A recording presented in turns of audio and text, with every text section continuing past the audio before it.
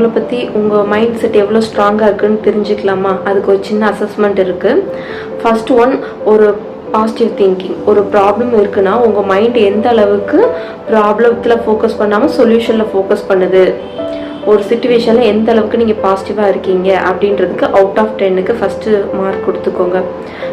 And second, ஒரு ப்ரெஷரான சுச்சுவேஷனில் உங்கள் ஸ்ட்ரெஸ் ஆங்கரில் நீங்கள் எந்த அளவுக்கு கண்ட்ரோல் பண்ணி வச்சுருக்கீங்க, எமோஷ்னல் கண்ட்ரோல், அதுக்கு நீங்கள் அவுட் ஆஃப் 10க்கு எவ்வளோ மார்க் போடுவீங்கன்னு நோட் பண்ணிக்கோங்க. And third, resilience.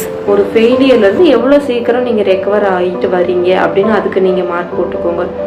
And fourth one, self confidence. உங்கள் மேலே உங்களுக்கு எவ்வளோ கான்ஃபிடென்ஸ் இருக்குது அப்படின்னு ஒரு டிசிஷன் மேக்கிங் ஸ்கில்ஸ்க்கு நீங்கள் எவ்வளோ மார்க் போடுவீங்கன்னு நோட் பண்ணிக்கோங்க.